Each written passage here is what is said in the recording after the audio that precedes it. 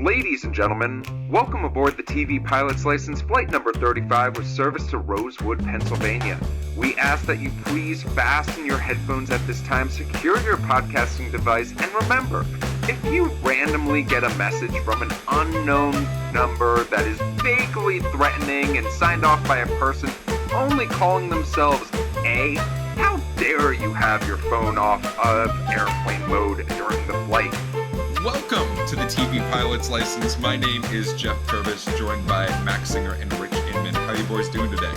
I'm fantastic. I've been trying to figure out where Rosewood is, and it's not a real place, but I found a town called Rosemont, Pennsylvania. It's like 30 minutes north of Philly, so go Birds. Hey, go Birds! Rich, how are you doing? I'm doing great. Everything is just Los Angeles. Let's cut the crap that you can just write any town and film it in the middle of Burbank, and it's the same thing. Also, good for you for turning off your airplane mode. I like to keep mine on because I never know where it's going to fly to. Oh, that's a fair point. I don't want to spoil. I don't want to spoil this episode yet for our listeners, although you should know because you clicked on it to stream it. But this show would be 1,000% better if everybody had the mayor from Easttown Delco accents in it. Can you, Max? Can you take the floor and give us a little example of what that sounds like? Oh, God, no, I cannot do Delco for the life of me. And if I do a bad Delco accent, I'm going to get my ass kicked by someone from Delco. Delco, famously not friends of the pod. Oh, my God. Well, ladies and gentlemen, this week we are diving into the ABC Family Freeform If You're Nasty classic of Pretty Little Liars. Oh, man. Gross. But before we tell our secrets, because we cannot keep them, Max, do you mind telling folks what this podcast is all about? Here at TV Pilot's License, we break down and analyze the pilot episodes of some of television's most famous, or in some cases, infamous shows. We learn how these shows came to be, if we think they're effective pilots and making us want to watch more, and if in our opinion they can be made today. Go back and listen to our previous episodes wherever you get your podcasts. Find us on Apple, Spotify, Anchor, wherever. Go find a show you know and love. Take a shot in the dark at a show you may never have seen before. And if it is your first time flying with us, then welcome aboard. Yeah, and I will say, too, I did just look up the numbers. Our top 3 episodes are Girls with Rosie Blair, Glee with Karama, her first time around, and then Dawson's Creek with their friend Brendan Sargent. Hey, love to Go check them out.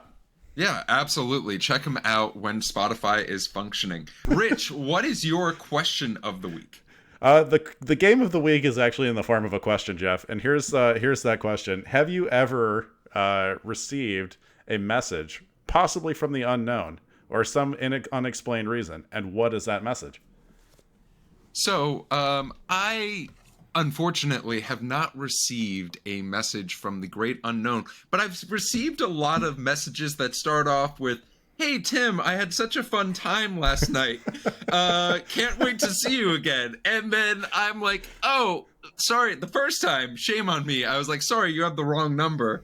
And then, I had a lovely conversation. But here's the fun trick. If you're really bored and you get one of these numbers, just go after it. This was the original AI, are these spam text message conversations. So test out that AI platform, see how you can challenge it, and see what information and how bothersome you can be. Max, what about you? I don't think I get a lot of paranormal messages in my life, but living in LA, I see a lot of things spray painted that just say, like, smoke weed every day. So I'm getting messages from somewhere. From the California Weed Council. Rich, what about you? So I am extremely not a woo-woo person. Everyone knows this. But after my childhood cat died, who lived to 25, which is an insane number. Yeah. And then, way obviously more serious, but my grandmother, when she died, they both had recurring roles in my dreams for probably a month afterwards. Almost nearly every day they would show up in my dreams. I don't know if that's any message. Jeff, if the most you believe in ghosts is getting an occasional spam text message, you're gonna fall for more stuff. So start forwarding me things that you think are from the great beyond. That sounds great. I'll save you some money. I will. You'll be first on my list, Rich. Look out! I have like 5 texts already. Something about helping me get longer and stronger. But we'll see how that goes. No, that's from the NBA training basketball camp. You should definitely answer that. Solid. I am so ready. Well, Rich, the G thank League you so stands much for Geoff. for your question of the week. Well, before we take too deep of a dive into Pretty Little Liars, a quick synopsis of the show. 4 friends band together against an anonymous foe who threatens to reveal their darkest secrets while also investigating the disappearance of their best friend. But before we dive into this show, Max, can you tell us a little bit about how it was made? So before we talk about something really cool, TV, we have to talk something about a little less cool. Books. Boo.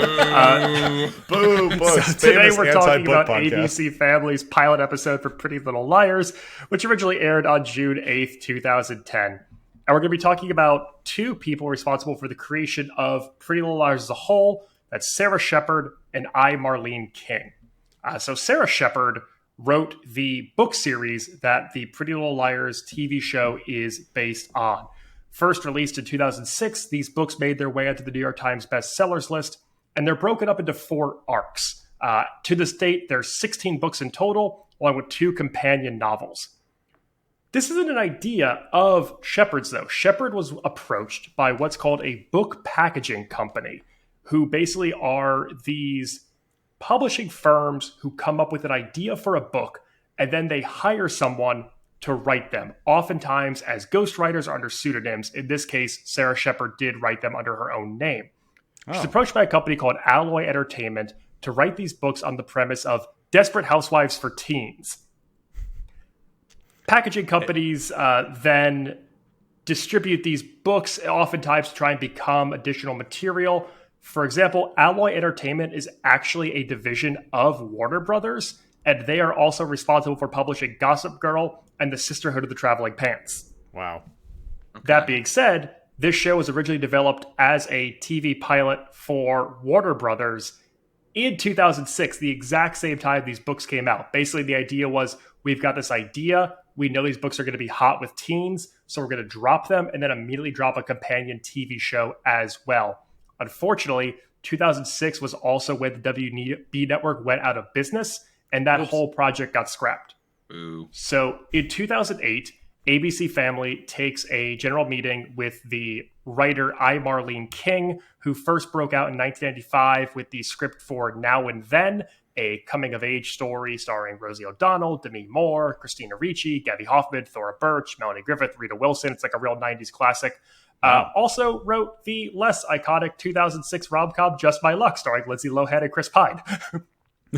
I mean, my icons in life. Yeah, for all of the love we give Chris Pine now, he made some real crap for a while. Take a guess which one of these movies got I, Marlene King, the general, and ABC Family. It's the first one. So they bring her in for a meeting, and they pitch her on the idea of this book series, Pretty Little Liars, to develop for their network. She becomes hooked on it. She says she read the entire first book in the series on the plane ride back from Los Angeles, and they decide to shoot a pilot. Funny enough, the first book in this series is the entire pilot. So this 40-something minutes that we all watched, and hopefully you at home watched as well, is like the a 300-page entire book? first book. Wow. Jeff, you look confused. Because normally when someone's like, oh, we turned a book into a TV show, it's like, I think I'm going through what everyone who's listening to this is going through. Usually a book is a season. That's how we equate it, TV chapters equal episodes and or multiple seasons. All of that stuff. But now you're telling me this is George R.R. Martin's nightmare. Can you imagine going to George R.R. Martin and being like, guess what? We need 2 more episodes stat, and by episodes we mean books. We grew up in the era where books were being broken up into 2 movies. You think about all of the 2-part finale films of like the late aughts, early 10s, like Twilight and Harry Potter and Hunger Games. No, this is the opposite. Like in this world, like, and this isn't that far off from Twilight. Twilight, the entire series would have been 1 movie. And like, wait, how would all the buku bucks of all the horny teens go into just a single movie? That's not profitable. It's true. No one has ever admitted that how much money that the horny teen market is in the United States, and we really need to be tapping into that more. We need Jeff, take your shirt off. Max, what else before the teens are going to save the box office. So this pilot episode we are watching was helmed by the director Leslie Linka Glader, who also did Now and Then, along with episodes of Twin Peaks, West Wing, and Mad Men. The show initially gets a 10-episode order from ABC Family, but is expanded to 22 for its first season. And the success of this TV series actually expanded the book series as well, which was only originally planned to be 8 novels. So they doubled their book total. This show goes on to be a runaway smash. And let's get into it. Okay. Let's get into HBO for Episcopalians. ABC Family. I have a lot more math questions because there's a lot more episodes than just 16. But they set a really bad trajectory with that first episode. Oh, these series, they go off the rails when they start straying from the books. let me just say, we've done some shows that have been very on the nose with how they open. And I think this may win the award because our opening song is 303's Don't Trust Me, which was I rocking out to it? 100%. She wants to touch me up. She'd never leave me up. Sweet baby boy. No. We cannot get sued. And we can't get copyright. Yeah, everyone knows Max's voice is so much like the 303 guys that if someone Shazams this episode, we're done for. Those very interesting harmonies that they have going on. But God, what a trashy 2010 song to pick. So since none of us had previously watched this show, when you see a group of teenagers drinking in a barn, how old did you think these girls were originally? I'm so glad we're tackling my biggest question for this entire show right up front, because the amount of alcohol people are able to obtain in seemingly legal ways in this town makes me think that this whole series takes place in 1965 or something like that. Because how is everyone getting so much alcohol? Literally, okay, we go to Arya to a bar. She is drinking beer. I thought she was at least 23, and then I don't know. Everyone's going to be 16 in this show. It's you way over the top. And one of the patrons at the bar also thought that she was a little bit older. But it was interesting, right? Like, it very much seemed like a harmless beginning of a show, right? Teenagers drinking, fun. For those who are curious, they are all supposed to be around 14 to 15 years old at this point in time. But then after friends are, as Allie says, friends share secrets. That's what keeps us close. We go to the next morning, and first of all, as my wife said, who is an avid fan of this show, in regards to Lucy Hale, who sleeps on the ground in a full chain belt, asking for a friend. But you know what? That's a valid question. We also have another big question, and that is, where the fuck is Allie? Yeah, I got a bigger question than that first, Jeff. How the fuck did they not burn this barn down? They fell asleep with all those candles lit. Fire safety. Only we can prevent forest fires. I heard that in an ad. Oh my god. But one of our characters is missing. And we are then shown a card saying it has been 1 year later. And guess who's moved back to town? Arya. We learn her name. Okay, I have a bone to pick with this show.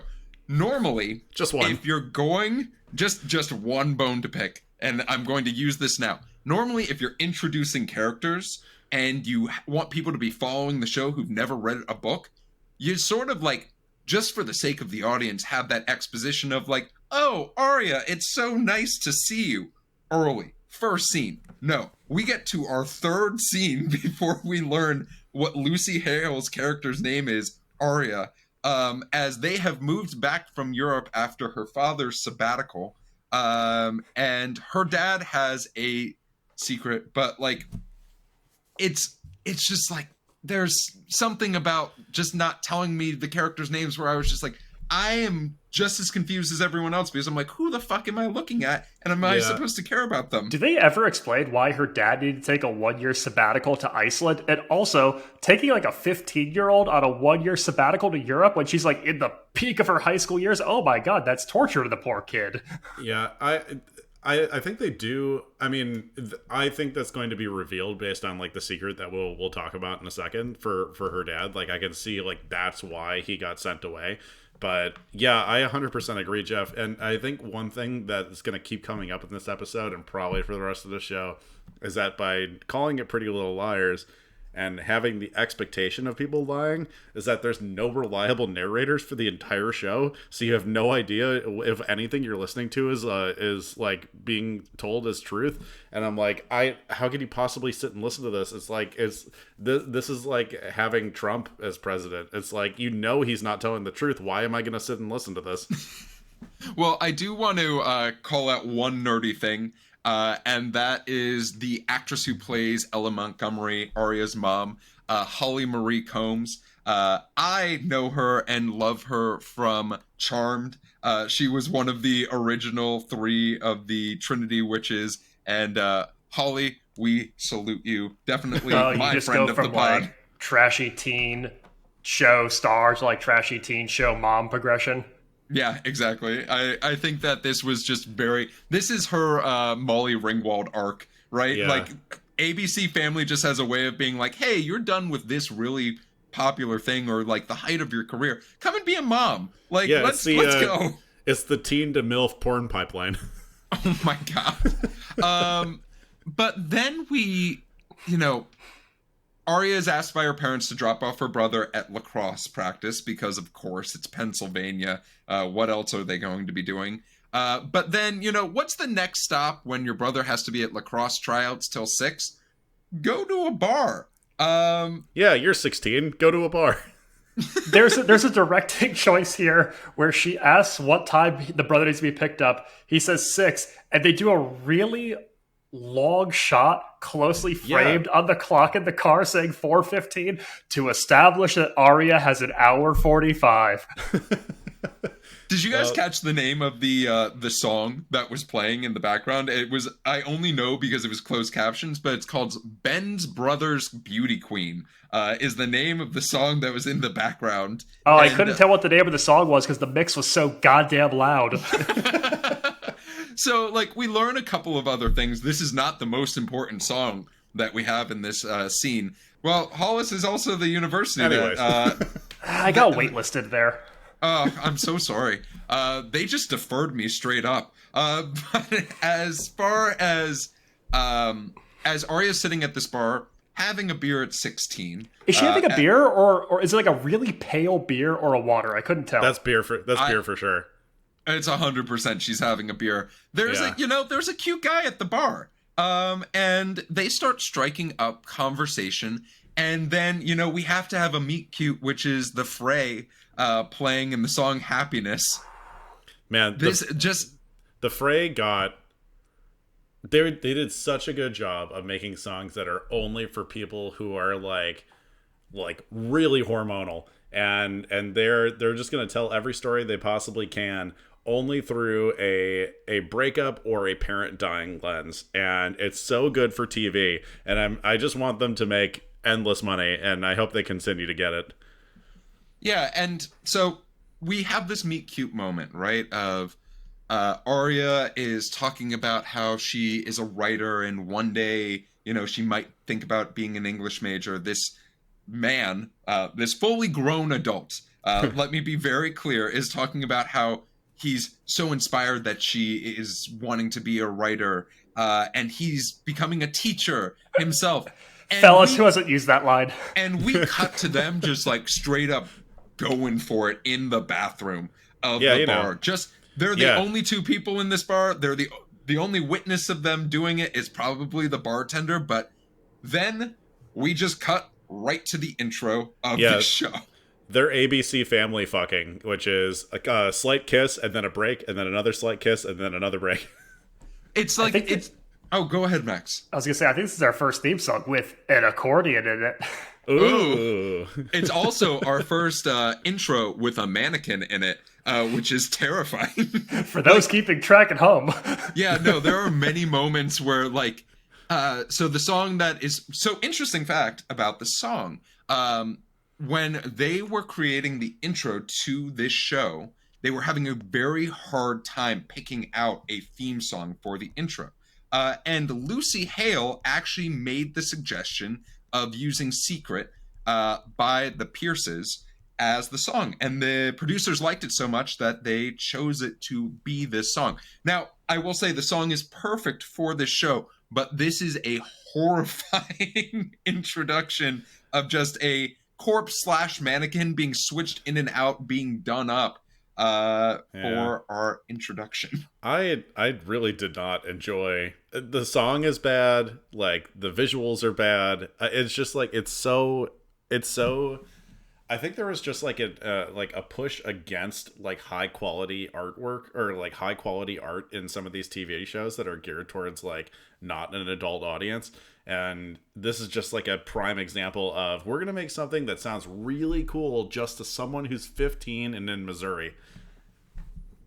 Lucy picked the song and everybody liked it, so he made it the theme song. Is just giving like Marissa Cooper on Social Committee from the OC.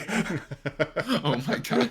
It like a lot of, I think we were right around in like 2010, 2009, like 2011 time. We were in this like little bit of off-putting, like cringe creep, like scariness, right? One of the movies that comes to mind that like came out around here was Sucker Punch. Now, was that a good movie? No. But it had some of those similar concepts of aesthetics of like being a little bit terrifying and like uncomfortable and unsettling. And while I don't think like maybe this wasn't the best song, I think that the intro did a really good job of being haunting.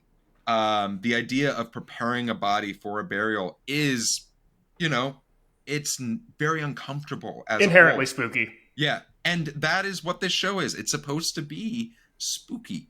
But we go into our next scene, and it's a very stark contrast from the bar or even the intro. We're in a designer store where we see Ashley Benson. I'm just going to call her Ashley Benson because we've not been given her name yet. They give nobody's name in this entire scene. I didn't know until like 3/4 of the way through this pilot who the people were in this scene. Well, but I will say, go for it, Rich. You get 2 examples of maybe the worst exposition dumps that I've ever seen. It's so ham-fisted. I wrote this line down verbatim because I was like really surprised at how little they were saving for a show don't tell moment. And it was, I can't believe Spencer Hastings actually has time to shop. You're interning for the mayor, taking classes at Hollis, and redoing the barn. Like literally they're covering every single bit of what she's up to. And there's nothing that says these two people haven't seen each other recently. I don't understand like what the point is when you could very easily like break up that information a little bit. You have 45 minutes. Yeah, it definitely was interesting in the idea of we are very much relied upon as the audience of like, oh, hey, these girls were in that starting scene together. So like you better remember that they were there. Truly. If you forgot, you are so confused in this moment. But time has passed. 1 year. One year has passed. It's not 4:15 p.m. anymore, you guys. But like one of the things that I thought was intriguing about this scene is we are given the sense of like hey, there is a little bit of a rockiness in the relationship. These girls are not barn drinking buddies anymore. One of them is shoplifting very expensive sunglasses. The other is trying to find a top or an outfit as she prepares for her sister and her future brother-in-law potentially, coming to celebrate at her mansion. We come to find out. It's a shame there are no hoedowns or hootenannies to be had amongst these women. Yeah, and not a one. I mean, at the end of the scene, right, like, we see Ashley Benson's character. I'm not going to call her by her name in the show until we are given her name. That's fine. But we see her, like, sneak out. We have that moment of, oh, is she going to get caught? No, the security guard just brings her bag. Classic. And which was, like, I sort of smiled with the idea of the false arrest, right? Like, I like that idea. I like that joke. But then we go to the first day of school for the most part. And we are in front of the school. Arya's dad has driven her there. And we find out what this big secret, what happened with Arya's dad that may or may not have been the reason for the sabbatical. What'd you do, Dad? I mean, there's gonna be a theme in this show. And that is infidelity. Inappropriate relationships with people that you are the superior of, as well as inappropriately older than. And Arya's dad was no different. We get a great flashback scene of her and the Allie character walking and seeing her dad making out with someone that could not be that much older than them. It's such a long flashback scene. It's not just her seeing the car. It's like half of her entire day with a sepia tone, so you know it was in the past. Because that's what it looked like back then. We don't know names. We need sepia tones. We need this force-fed to us to know what's happening. But we get back to school, and we meet by name one of the fellow girls, and that is Emily Fields, played by Shay Mitchell, who says every single one of her lines like somehow they forgot to mic her. Oh my God. And okay, this is my second really bad exposition dump moment, because it is her taking Arya in the back of the class and announcing in front of everyone as they come in the state of the relationship between everybody. So you can't just like figure it out through context clues. Like, you were going to get it hammered into your dumb little brain. What is happening to the between these women? It is like, I just like everything is so explicitly laid out that it's shocking to me that this is from an entire book, because we're already like 15 minutes in.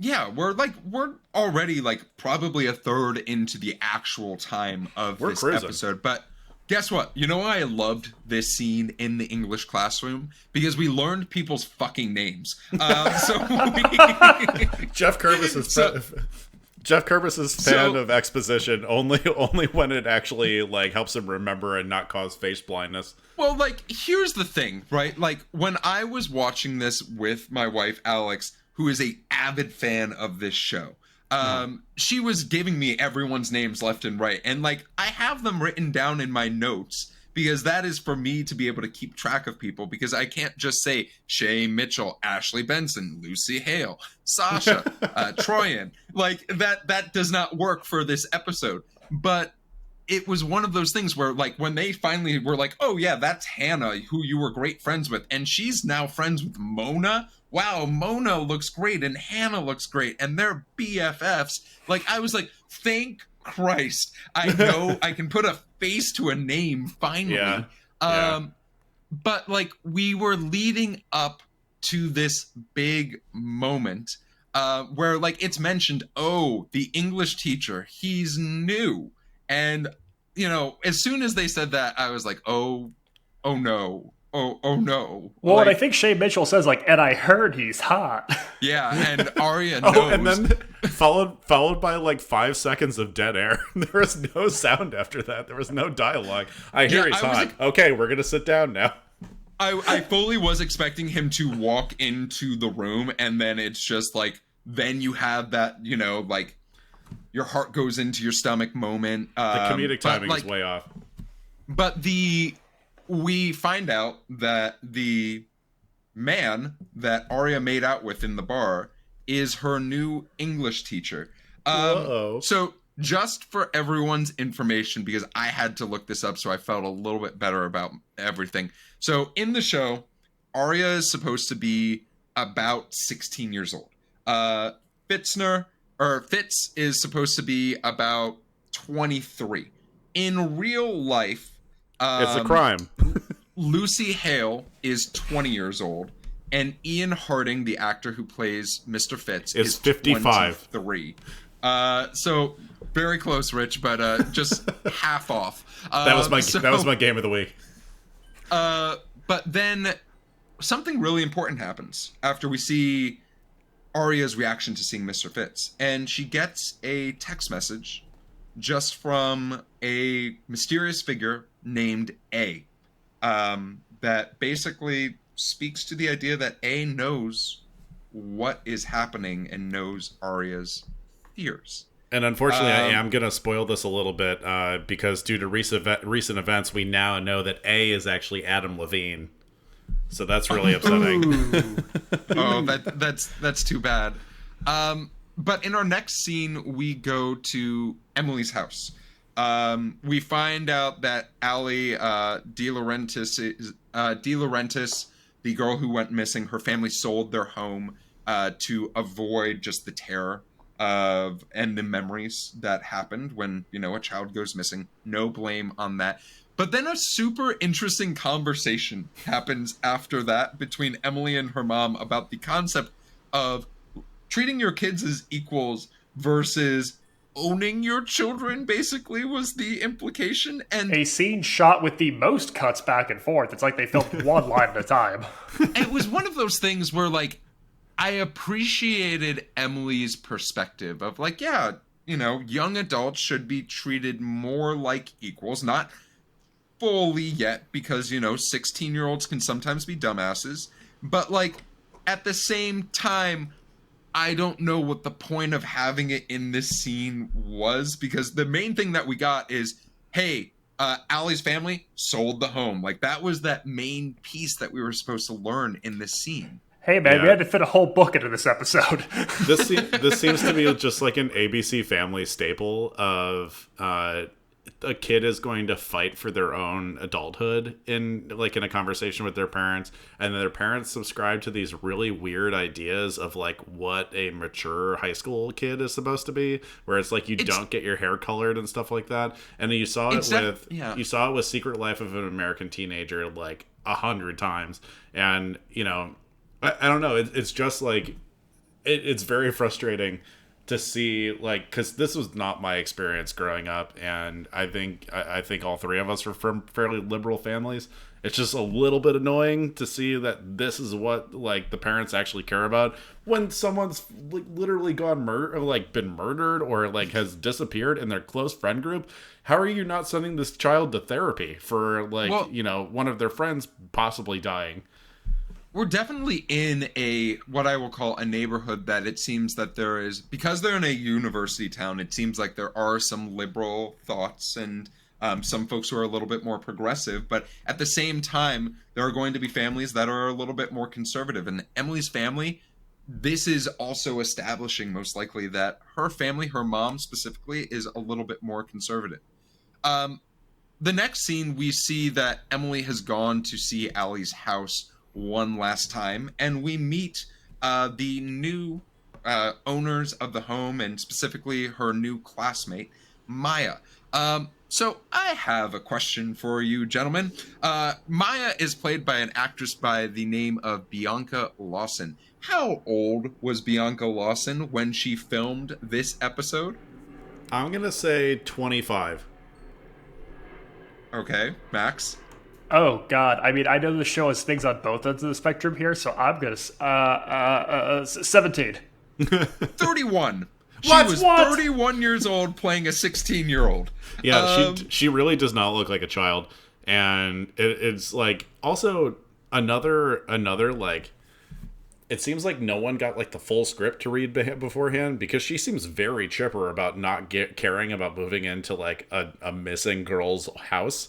You know, like everyone in the neighborhood is like really grieving about this woman. It's a 1 year anniversary, and then no one told Maya how serious that was, or that people going missing is bad. So, from this scene, I think that my belief of why we met Maya, right, is Maya is supposed to represent this additional. We just had this conversation about like letting your children be adults and letting them own their own identities, and Maya very much seems like that type of human being, right? She is coming from. She said 3,000 miles away. I assume it's California. I don't know where Rosewood, Pennsylvania is, so I can't go exactly 3,000 miles. It's in your 30 brain. minutes north of Philadelphia. And As with any show we cover. But Maya is this like little bit of this rebellious spirit, right? Smoking weed. We've come to find out in a very interesting scene. If someone says they're a swimmer, what's the first thing that you say to them? I'm not going to say you have the body for it, because that's such an interesting, like, obviously there is, we come to find out that this was flirting, but at the same time, it's just one of those, like, there are other ways of saying, like, I think you'd be a really good swimmer, like, or something of that mindset. The two things I need to highlight in this scene. One, Emily's mom is wild for sending her daughter with a welcome basket full of foie gras. Like, that's just an insane thing to drop off at your new neighbor's house if you don't know anything about them. And then Maya makes a reference to her parents building like an art studio, like a music studio that her recording mom plays, studio, yeah. A recording studio that her mom plays cello. Emily asks if she plays, and she says yes, but not the cello. And she's like really vaguely sexual. And what does that mean? No follow-ups, baby. No follow-ups. We're going back to ABC Family black tar heroin, or a small amount of weed. Oh my god. Well, what I will say is, to Emily's credit, Emily, I am here to tell you that if you are a swimmer and you smoke weed, you may also be Michael Phelps one day. But from this scene, we move on to another one of the girls' homes, and that is Spencer. This scene started so abruptly for the most part, right? All of these scenes do. Yeah, because like we're just smash and cut, automatically baby. go into an argument of the idea of, hey, Spencer was supposed to live in this guest house. It's separate space. It's like her freedom and independence, but her sister and her med school boyfriend are going to live there while their place in the city gets redone. Here's just my thoughts. Melissa sucks. Spencer's sister seems like an awful human being. But here's the other thing, and I think this is supposed to be extremely obvious to the audience, is Ren, Melissa's fiance, has so much less chemistry with Melissa than he does with the 16-year-old, that just this continues to show up as a theme, and it's driving me nuts. And like then they're flirting. Spencer's just reading a book before dinner, and Ren just appears and is like, oh, like, hey, are you bothered by us taking the guest room? This isn't a scene that has anything to really do with the plot, but that scene you mentioned where he comes by and she's reading the book. It's one of the rare times that Disney in one of their properties allowed a character to be smoking. Oh, interesting. Really? Yeah, Ren putting out the cigarette into the planter is one of the very few times, like in the modern era, that Disney has allowed a character to be depicted as handling tobacco products on screen. Now, That's wait a minute. wild. I know that for a long time ABC Family was Fox Family. Is this Fox Family at this particular moment, or was it now ABC Family? I do believe they're technically a subsidiary of Disney at this point. Yeah. Okay. So this is still Disney, but then we have this. Okay, so after this one inappropriate relationship that possibly might be brewing, we have another inappropriate relationship that has already struck gold in the idea that Mr. Fitz and Arya. First of all, Arya, Lucy Hale, I don't know who to address in this instance, but I'm going to address you both as if you're the same person and not an imaginary character. Yeah, that's probably good. If you are a 16-year-old and you have, let's just call it, accidentally made out with your teacher, there should only be one instance of that, and that is after you find out that they're your teacher. That's it. What world does a 16-year-old then go to the teacher and be like, we got something, you and I, like, let's investigate where this is going? And like decision making is not at a premium for any of these girls. The 2-line exchange where Mr. Fitz says, "Who is this amazing girl?" and she responds with, "I still am, nothing's changed," and puts her hand on top of his. I had like a full body shudder to that. Yeah, it's the same with any of these ABC family shows. Yet again, like Secret Life of an American Teenager, I know the guidance counselor ends up sleeping with one of the students, and it's just like so gross how none of this, like, for all the scandal that they're supposedly like throwing up here, like what is the repercussion for any of these old adults like being like sexualizing 16-year-old girls? Like, both parties need to just remove themselves from that situation entirely. Truly, yeah, 100%. Well, we get a little bit more of a appropriate relationship coming up next. Arya and Maya obviously kicked it off great. They're hanging out, and then they share, like a light little friendly kiss. And while this seems like, I was just like, oh yeah, like, hell yeah, Emily, like, you go. Yeah, we're gay in a Disney property. Let's go. Yeah, let's go. Emily receives a text from A, and it's insinuated. It's a letter. Oh, excuse me, a letter. We're going old school, hard media. And it very much just states the idea of, hey, potentially Emily and Allie had a very similar sort of relationship between the two of them. Yeah, the letter is, "Hey, Em, I've been replaced. You found another friend to kiss. A." Although I thought for sure this scene was going to be Emily getting drug tested for smoking dope. Yeah, they just knew immediately. Hey, the USDA is wild. So I'm gonna go off on a small tangent. The USDA has a like honor roll if you inform them for a 90-day straight period of where you are in that exact moment, so they can come and randomly drug test you. So like, hey, you know what? Maybe Emily's like, I gotta be on the down low. I gotta let them know where to find me. Like, I am at Maya's house smoking some pot. Like, right now, come and find me. Damn. So after this scene, there's a lot of like, what I find so interesting about this, as opposed to Secret Life of an American Teenager, when we did that, is there are some really quick cut scenes where like very small little things happen, and then we go immediately to the next scene. And we go immediately to the scene of at Spencer's home. She is flirting with Ren, the boyfriend, they're both in. Okay, Look, so right. I'm gonna jump in really quick for the rest of the episode. Go for it, Rich. Men are about to make some really horrendous choices. I guess let's just get it out of the way right now. I don't want to comment on it anymore because I just sound like a broken record. They're all the men in this show are fucking scummy. It's so insane. So I'm not going to bring it up again, but Ren is going to do some more crazy shit. No, I'm going to bring it up because Ren compared rowing crew at Oxford to playing high school field hockey, and how dare him do that? Oh, Geoff took offense to rowing crew jokes. Oh. But then there's this extremely inappropriate like sensual massage between a grown man and a 16-year-old in a bikini. Yeah, he's talking about fluid buildup. Yeah, I bet he's got fluid built up. Jesus Christ. No. I mean, it's good. I'm glad that everyone in the show is in reality like 30 years old, because otherwise it just like feels so upsetting. Although I will say, and this is going to be an even more upsetting thing, I'm so sorry. Sasha Peters, who plays Allison, apparently, is that how you pronounce her last name? Peters? Sure.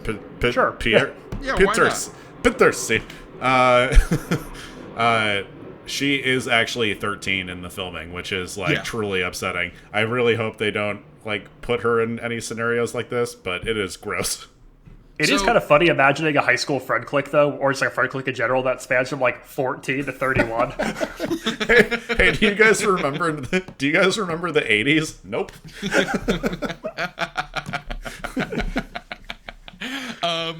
But we do get this weird flashback, and Spencer basically gets an email from A stating that this is not the first time that Spencer's had an inappropriate relationship with one of Melissa's boyfriends.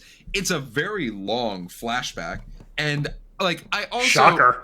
I have this I have this thing where it's just like, I mean, Allie was sort of doing the right thing by being like, hey, you sort of have to admit this, but like at the same time, she wasn't. She was just sort of being like an asshole to be an asshole, and it's like, why is everyone friends with Allie? It is like the question that keeps on coming up in my mind. And here's that first generation Instagram filter we put over this entire scene, which lasted for like 3 minutes, it felt like. What Yeah, was baby. that like?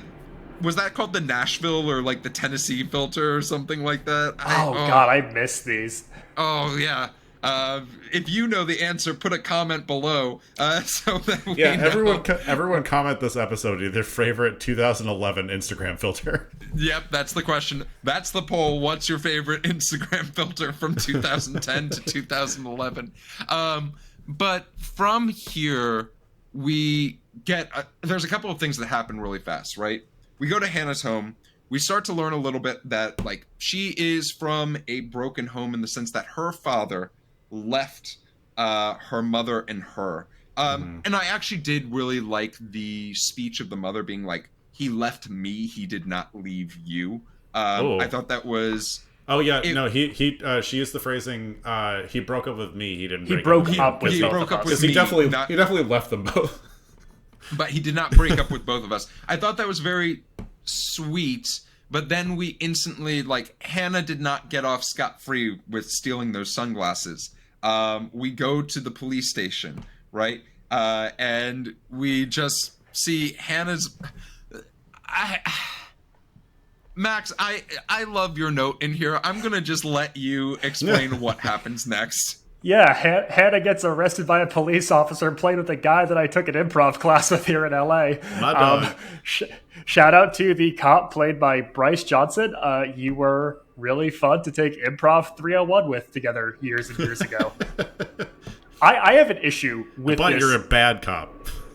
I was going to save this for my wait a minute, but it's such an egregious moment that I have to say it now. So she gets arrested with no Miranda rights, while her mom, a lawyer, is standing right there, and no one says or does anything. You know those scenes we talk about where you just want to see one moment where someone's good at their job? Well, here's a scene where 2 people are awful at their jobs. Also, like, just like every other, because no one gets a free pass, here's another man making a really bad career decision. Yeah, because Hannah's mom basically is like, hey, we're leaving. They're in the car stating you will deny everything. Your reputation is the most important thing in a small town like this. And when you find out that the body is found of an ex-friend of yours, what ice cream flavor are you going to be eating on a couch by yourself? Just like downing. I have to think it has to be like Chunky Monkey or something like that.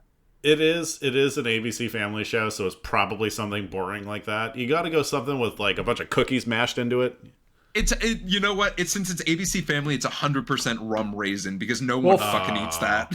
Yeah, It feels like all these characters are going down a real rocky road. There we go, Max. All right, There podcast we is go. over. Max, we'll see you later. But we do get something really important, right? And that is we see Hannah's mom you know, she invited Max's scene partner over to her, over to the home, and then this was entirely improvised too. Moment, she like stares Hannah in the eyes, being like, "See what I have to do to like put up with your shit," which was just like, it was really, we don't need that. Be better, Bryce. Be better. So we, from here, Allison's body's discovered. This missing body for over a year. It is confirmed to us that it is Allie. I have a scene in my notes where it just starts off, and I want you two gentlemen to guess. No.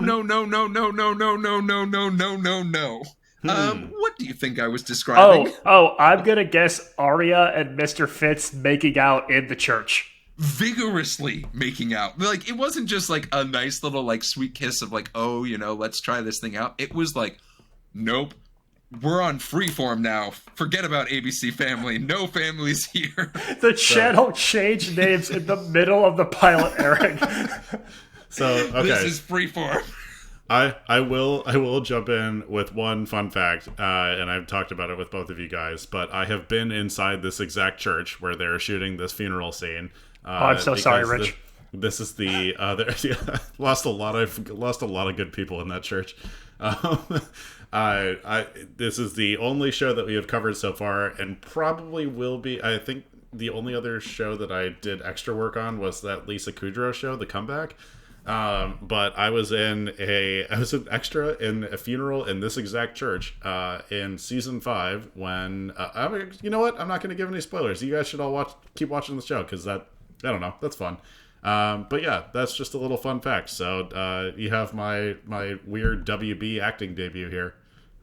So, couple of things happen. One, Hannah, terrible decision making, bringing alcohol into a church. Only giving it to Emily, where it's just like, let's just like, which was just like, aren't you going to offer it up to like the rest of the row? But then we see this mysterious so everyone else is already hammered. Yeah, throughout the episode, there's been mentions of Jenna, of like what you did to Jenna, and we finally see Jenna. Jenna is a young woman who appears to be blind, and even Allie's parents are like, was Allie friends with Jenna? To all the girls say no. Not even like trying to veil the idea that Hannah was just beloved by all. Funeral ends, and we meet one final character before the show ends, and that is Detective Wilden, who has my favorite line that could also be the alternate title of a 90s movie, I Will Find Out What Happened That Summer, which I thought was just... Yeah, that was way too high school gossip of him. He really let the air out of his own tires on that one.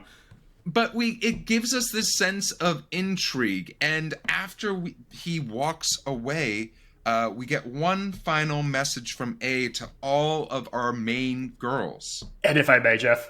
Yes, please. Please. I'm still here, bitches. A. Oh, wait. No. There's more. It's I'm still here, bitches, and I know everything. A. Yeah. Signed A. Like your grandmother sending a text.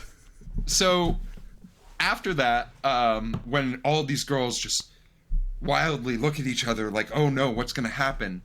We get one of my favorite moments in this show. Now, we have not talked much about the camera work of this show, but we get the most dramatic crane shot that I have ever seen zoom out from the girls and go about 40 feet high in that moment. And then that is our final shot of this episode. Or is it? Because it's not. Because then we go back into the church, we zoom in on the casket, we pan to a photo of Allison. I thought a hand was going to burst out of the casket. Me too. I was really hoping for one. And Jeff, when you saw that crane shot, did it give you any nostalgic feelings for another show that you have famously wanted us to cover and wanted to talk about? Which show is that, Rich? It's so this show, like the town of Rosewood, is just the town from Gilmore Girls. I forgot the name of the town. Oh my god! Yeah, yeah. In fact, they actually use one of the set for Luke's Diner becomes like a really important restaurant and bar in that town. Like, so they use that as a central point for it too. I'm very excited for when we do Gilmore Girls. This is our secret Gilmore Girls preview episode. It's also worth noting really quick that this is our second week in a row where we talk about fancy cranes. To find out more about why Max made that joke, listen to our previous episode. Well, that is Pretty Little Liars and the pilot. I would love to hear from you two gentlemen. What were some things that you loved about this pilot? God, this is one of the first teen shows I think we've watched that accurately captures how shitty teens' music tastes are. Because like all of these shows, the music supervisors are clearly tastemakers in their 30s and 40s who have much cooler tastes. The music in this show sucks, but in the best way possible. There's this like really dramatic Evanescence ripoff as we zoom out of that final crane shot. I blasted that album "Want" by 303 so much my senior year of high school. I saw him in concert with Cobra Starship and Katy Perry. Oh my god. Teens don't have good taste in music, and Pretty Little Liars captures that perfectly. Look, we want things that are fun. Me being an 18-year-old, I want something that's fun, and I want something to explain emotions that I have, but poorly, just how I could. So, Rich, what about you? Any things that you loved about this pilot? Uh-huh.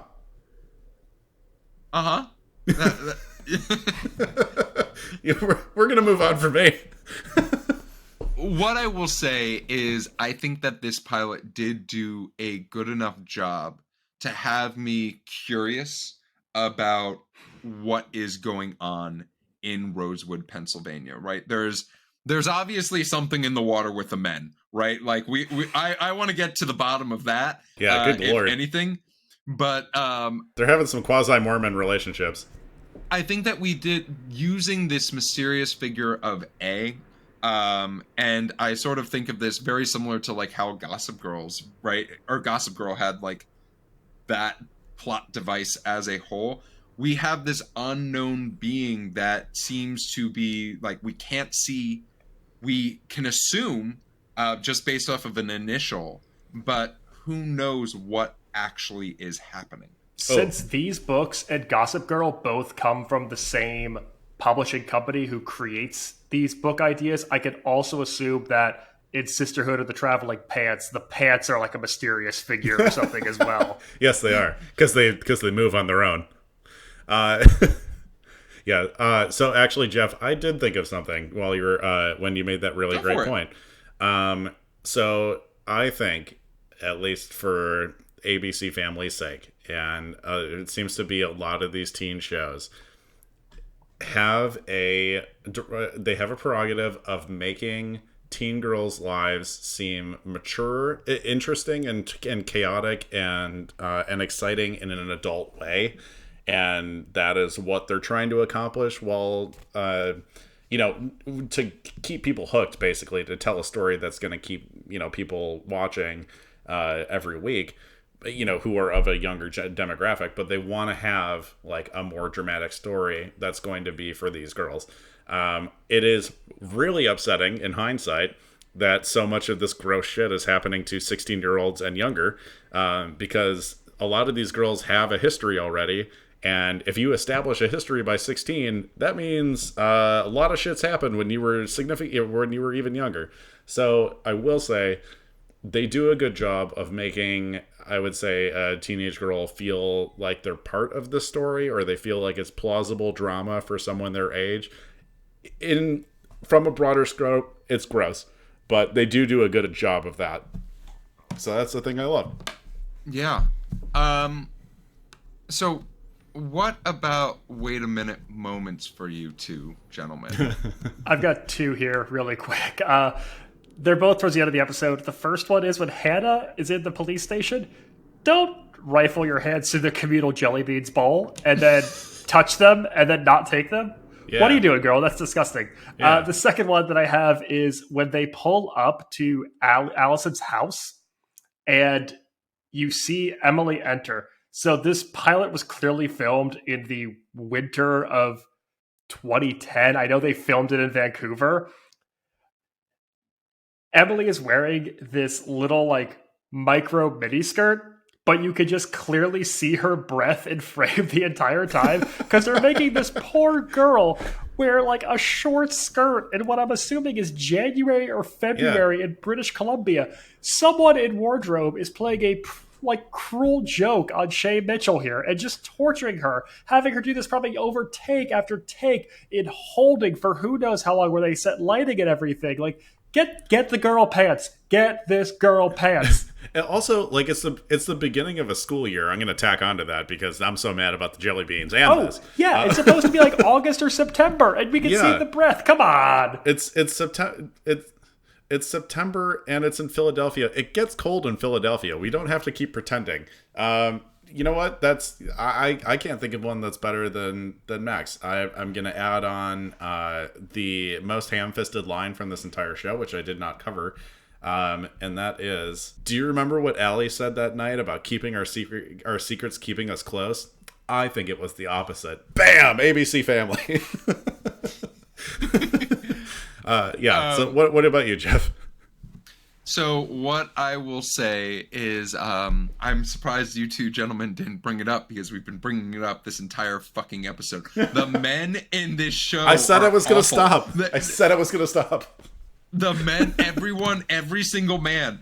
Guess what? This week, there's no daddy of the week because all of these men are awful human beings. Yeah, what's the line from Game of Thrones, Valor Morghulis or whatever? That means all men must die. That applies strictly to the Pretty Little Liars universe. I don't like any of them. The only one that seems decent is Arya's brother, and he's already a douchebag because he's super obsessed with lacrosse. Like, there's nothing going on here that I'm just like, oh, gotta really invest myself with these men. That is all I will say about that. As I said, no one deserves Daddy of the Week this week. Thank you so much. Unfortunately. You know what? You can thank Pretty Little Liars for that. You were so close, sunglass kiosk salesman. I was gonna say the closest person was the security guard, but he fucked up because he was carrying too much about Hannah's purse rather than the sunglasses on her face, so he fucked up at his job. All right, we do have a in-flight question this week. Mm-hmm. And we all received it via text. This one actually came from inside my home. My wife is curious. Who do you think is A, based off of watching the pilot? I think it's the sunglasses guy. Watch me be proven right, Geoff. It's watch me be proven right. What about you, Max? It's Ren. He's British. He's obviously the villain. Well, okay, wait. So that question does imply that A is someone we've met in this first episode, yes? Potentially, yeah. I can't just come up with the character who I think A is. She very much just was like, so who do you think is A? And I was just like, I don't know. She 100% that has to mean that it's part of the it's part of that. I don't know. We haven't heard a lot from Mona yet. Maybe it's Mona. Yeah, I mean, Mona is the one where, like, we did get that sort of, like, the idea of Mona was picked on by the girls and picked on by Allie, like, in the flashback and stuff. I could very easily see it being Mona. Okay, but, like, wouldn't that be the most obvious pick, though? It's like, yeah, it's the girl who got bullied. It's the girl who got bullied, like... Okay, but, like, what I like the pick of Ren. I also think that Mr. Fitz would be nuts. If they decided to do that, and it's just like, yeah, I'm messed up in the head in multiple ways, not just sleeping with girls that I have a power complex over. Well, Alex, honey, thank you so much for that question, in-flight question. If you're looking to give us an in-flight question, we'll talk a little bit more about the next show that we will be talking about next week. But before we do that, let's talk a little bit about the legacy of this show. So, oh man, how many Teen's Choice Awards, Jeff? Hit me. So this show had 7 seasons, 160 episodes, and all of the episodes were originally aired on Freeform or ABC Family, whichever it was at the time during that time. The highest rated season was actually season number 1, which averaged 2.87 million viewers. Really not that bad considering it's cable and it's ABC. ABC Family, not ABC. It was actually the number 1 ranked show in multiple categories, which is wild. 12 through 34 women, 18 through 34 women, and 18 through 49 women demos. Which, yes, that is not the main demo when we talk about television, but that's still very impressive that we're going from ages 12 to 49 through women, for women, and they all agree, for the most part, or a large percentage, that this is a great show.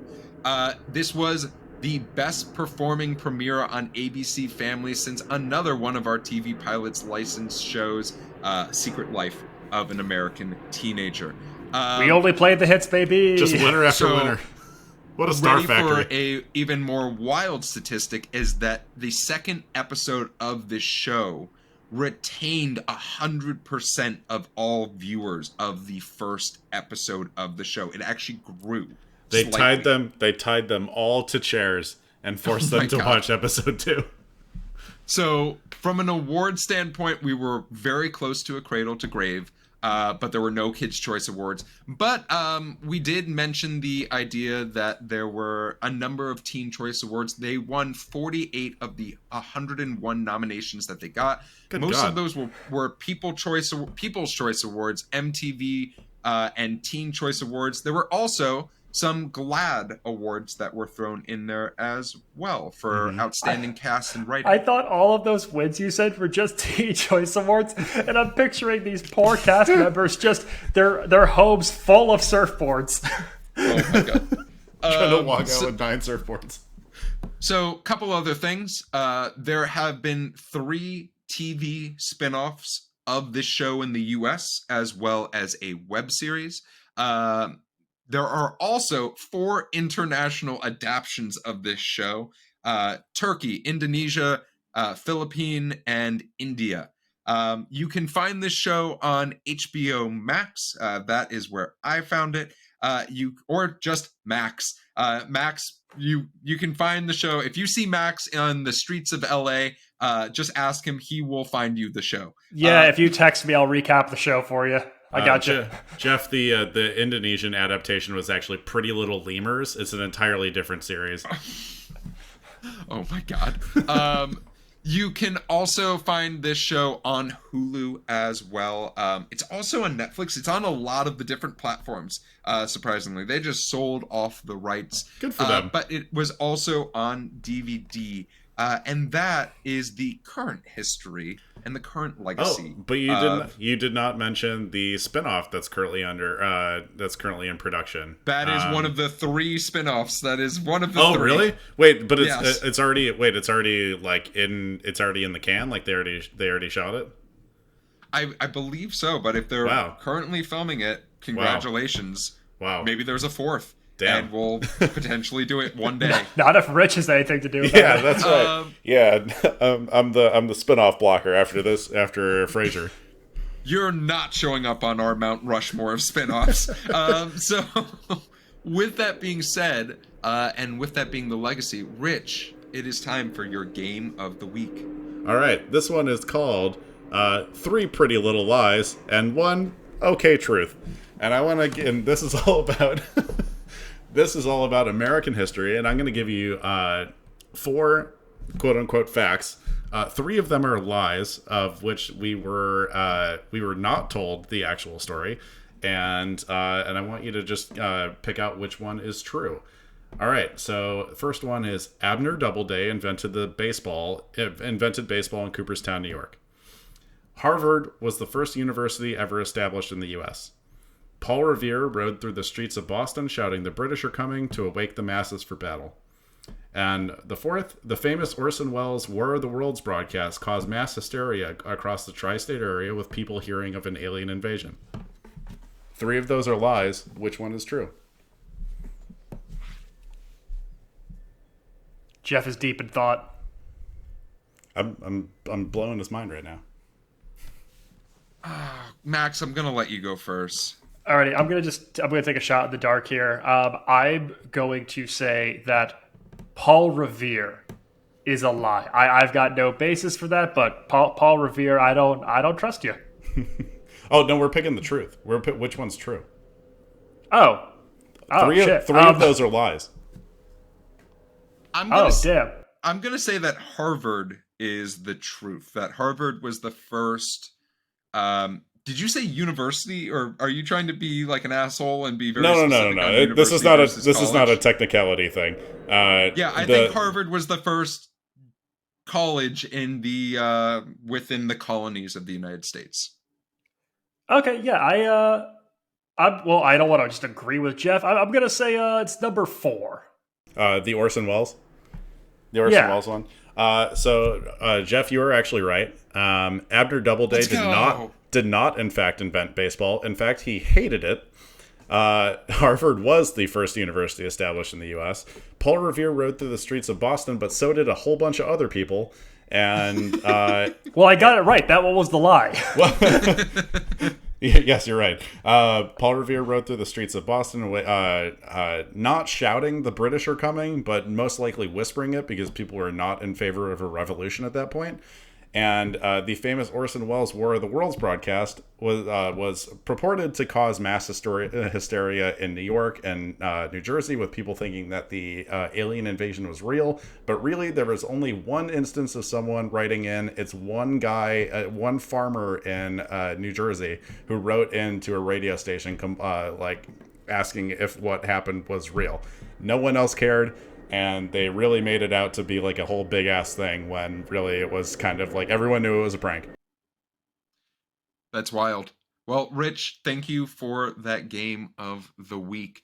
I have 2 more questions for each of you gentlemen. Do you think this show could be made, or a version of the show could be made today, regardless of the spin-off or reboot that may or may not be coming according to this podcast? And would you continue watching this version of the show? Rich, I'll start with you. I'm going to go with, just based on the fact that they're literally making a spin-off right now. That sounds pretty apt. Once again, I don't think the audience is there in the same way it was in 2010. But we'll see how that happens, or see what the changes are in the actual writer's room. And am I watching more of it? Hell no. Sorry. Max? I mean, in terms of the plot of this show, this is a classic example of shows that would be over really, really quick if everybody had a smartphone. Because obviously, like, you could figure out who this was. You could easily get IP addresses, figure all that out. Show would be done in an episode. It would be the end of the book, too. There wouldn't be 15 more books. The show could absolutely be made today. Overly dramatic teen trash is always going to have a place.